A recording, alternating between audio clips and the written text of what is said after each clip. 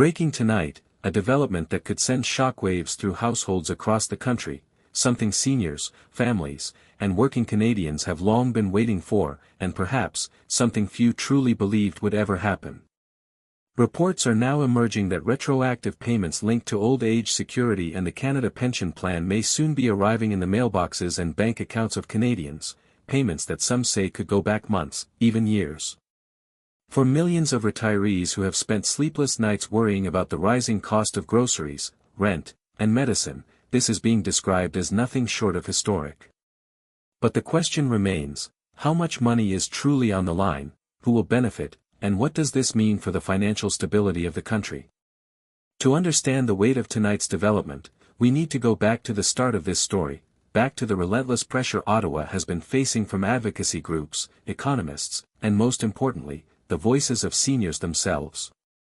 For months, Canadians have been demanding that their retirement benefits reflect not just the promises of the past, but the reality of today's crushing inflation.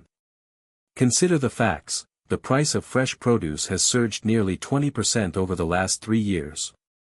Rent for a one-bedroom apartment in cities like Toronto and Vancouver routinely exceeds $2,000 a month. Prescription medication, even for the most basic treatments, often runs well above $100 monthly.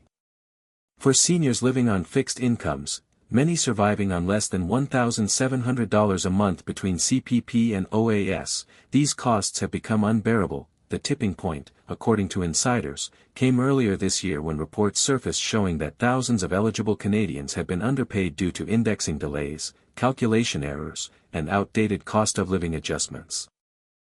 Advocacy groups demanded answers, pointing out that retirees had lost hundreds, sometimes thousands, of dollars that should have rightfully been theirs. The pressure mounted. In late spring, quiet meetings were reportedly held in Ottawa. Officials debated the risks of a sweeping retroactive payout. Could the federal government afford to send billions of dollars back into circulation during a time of economic uncertainty? Or was it morally impossible not to, given the hardships so many were enduring? By early summer, the whispers grew louder.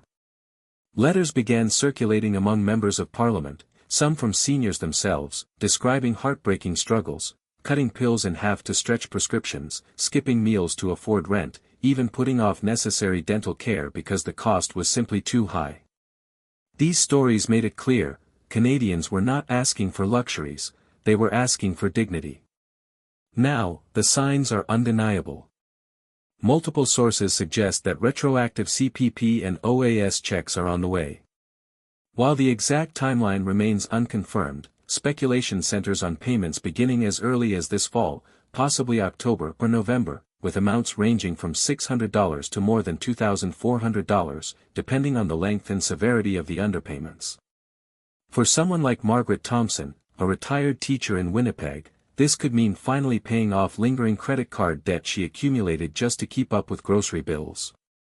For George and Evelyn, a couple in Nova Scotia living on a combined income of $2,300 per month, it could mean upgrading their old furnace before winter sets in, a change that could keep them warm without the fear of another skyrocketing heating bill. But while many are celebrating, critics warn that the decision could have far-reaching consequences. Some economists argue that flooding billions of dollars into households could fuel inflation once again, undoing much of the progress made in cooling down prices. Others worry about the precedent. If mistakes are found in benefits now, how many more surprise payouts could be demanded in the years ahead? On the political front, the reaction is divided. Government officials are calling the move a restoration of fairness, while opposition leaders frame it as a desperate attempt to repair Ottawa's credibility after years of neglecting seniors. Some provinces, too, are raising concerns, asking who will shoulder the long-term financial burden of these retroactive checks, the federal government, the taxpayer, or both. Still, for ordinary Canadians, the debate in Parliament may feel distant compared to the reality of what this could mean for daily life. Imagine walking into a grocery store and being able to buy fresh fruit without counting every dollar. Imagine not having to choose between rent and the medicine your doctor prescribed. Imagine, after years of scraping by, finally having a cushion, small, perhaps, but powerful enough to breathe a little easier. The symbolism here matters as much as the money itself. For decades, seniors in this country have been promised security, promised dignity, promised that after years of paying into the system would be there for them. Retroactive payments, if confirmed, represent not just a correction of numbers on a government ledger, but a recognition that people's lives were affected, that trust was shaken, and that the government must respond. The coming weeks will be crucial. Canadians will be watching for official announcements, whether from Service Canada, the Minister of Finance, or the Prime Minister's office itself. Seniors will be checking their mail, their online accounts, their phones for updates. Families will be gathering around kitchen tables, calculating what this could mean for their budgets heading into the expensive holiday season. And as much as the focus is on seniors, this decision may ripple out far beyond. Middle-aged Canadians, those preparing for their own retirements, will be watching closely, asking, if errors were made now, could they be made again in the future? Young Canadians, facing a housing crisis and high living costs, will question whether they can trust a pension system that appears, at times, fragile and reactive.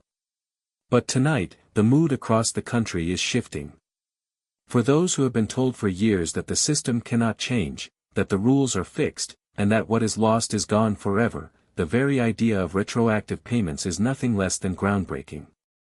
It offers a spark of hope, a signal that voices can be heard, that mistakes can be corrected, and that fairness is not just an idea, but a principle worth defending. Supporters are calling this the beginning of a restoration of dignity. Critics are calling it reckless. Yet one truth cannot be denied, for millions of Canadians, this could mean the difference between scarcity and stability. And so we end where we began, with the simple but powerful word echoing through households from coast to coast, breaking. Something is happening, something big, and while details remain fluid, Canadians everywhere are preparing for what may soon arrive in their hands, not just a check, but a measure of long-awaited justice. For seniors like Margaret, George, and Evelyn, and for the millions of Canadians walking the same road, the possibility of retroactive OAS and CPP payments may mark not just a correction of the past, but a promise for the future. A promise that in this country, no one is forgotten, but perhaps the most striking angle in this unfolding story is how unevenly the impact of retroactive checks could be felt across the country. While for some, an extra few $1,000s might mean finally replacing an old appliance or covering overdue bills, for others it could be life-changing, deciding whether or not they can stay in their homes, afford proper medical care, or even keep up with daily necessities. Take, for example, seniors in northern and rural communities, where costs are far higher than in major cities. In parts of rural Alberta and Saskatchewan, heating oil bills can run well over $400 a month in winter, and transportation costs are crushing when the nearest grocery store is 50 kilometers away. If retroactive payments arrive, seniors in these regions may feel the relief more acutely than those living in urban centers where services are closer, even if rents are higher. In Quebec, advocates are pointing out another issue, the growing gap between federal benefits like OAS and CPP, and provincial programs designed to support retirees. For years, critics have said that Quebec seniors, especially those in low-income brackets, have been falling through the cracks. A retroactive payout, they argue, could serve as a partial bridge for those who were overlooked, giving them time to catch up on rent, utilities, or medical treatments they had delayed. In Atlantic Canada, the tone is different but just as urgent. The rising cost of living has forced many families to support not only their children but also aging parents. Multi-generational households are more common in places like Nova Scotia and Newfoundland, and there, a lump sum retroactive check could help entire families, not just the seniors who receive them. One Halifax father described it this way: "If my mother finally gets what she's owed, she won't need us to cover her prescription bills anymore. That means I can finally start saving for my own kids' education." If you found this update eye-opening and want to stay ahead of the next big announcement, don't forget to hit that like button, subscribe, and turn on the notification bell, because the story of Canada's future, your benefits, and your retirement security is still unfolding, and you won't want to miss what happens next.